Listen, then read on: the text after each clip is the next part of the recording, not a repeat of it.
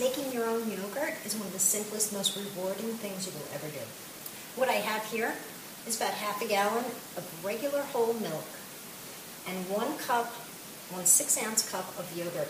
You can use either low fat or regular. I'm using a regular today. I'm going to warm my milk to 110 degrees. It should just feel warm to the touch. I'm also at the same time going to heat my oven to 110 degrees. I don't want to overheat my milk, as that will kill the yogurt culture. That's the one thing that I need to be careful with when doing something like this. If you do overheat your milk, you can turn the heat off and just let it cool down to the correct temperature. My milk is ready, so I'm going to remove it from the heat. And what I'm going to do is just take my yogurt, my 6-ounce cup of yogurt, and add it in there. Once it's in there, I want to whisk it up with a wire whisk. This helps mix the culture that's in there thoroughly with the milk. Don't be afraid to whisk briskly.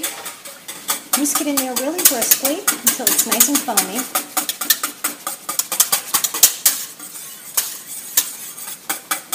Once that's all whisked up, we want to take the mixture and transfer it to another container.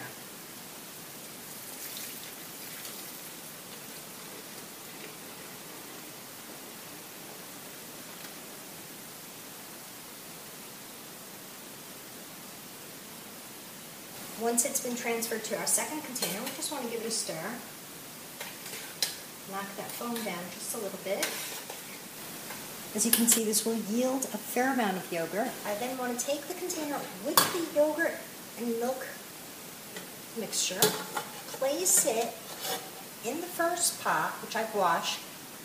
It's a clean pot. Make sure your pot is clean. And then take it, cover it with a lid.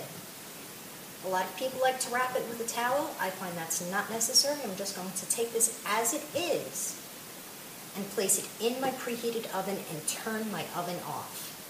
And that's it. It's as simple as that. We're going to let that sit for 8 hours.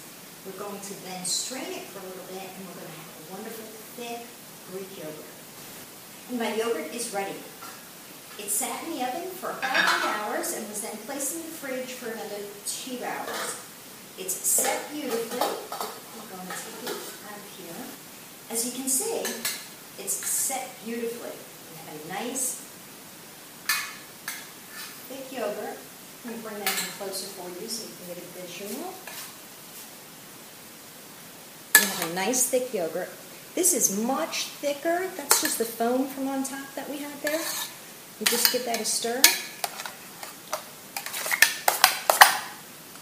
We have a beautiful, beautiful yogurt. As you can see, it's nice, it's thick, it's creamy. This is thicker than anything you'll get in the store, and far tastier. And pour that into a bowl.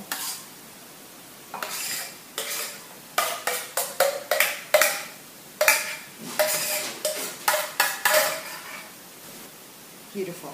As is, this is a fantastic yogurt. Thick, creamy, absolutely delicious.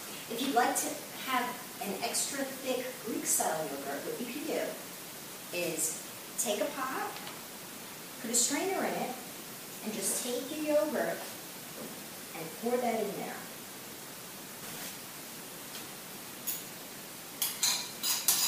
You then take that as is. You can put a lid on it if you like, and you just let that sit in the fridge and strain.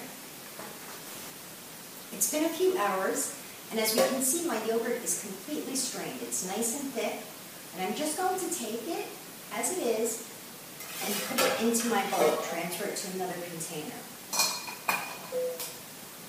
Comes out nice and easy. You'll see a lot of liquid at the bottom, which you can discard. My yogurt is nice and thick now. I don't know if you can see that, but it's a very, very thick Greek-style yogurt. You will love this. This is fantastic for making frozen yogurt. It's fantastic for making things like tzatziki. It's wonderful for any yogurt sauce, or it's just actually fantastic just to have as is. It's beautiful. One of my favorite ways to have this is with a dollop of honey and some walnuts. You can add some fruit too, if you like. This is a fantastic recipe. You get a great yogurt from it. The taste is unparalleled. You simply can't get something like this at the store. I hope you give it a try. I hope you enjoy it. Till next time.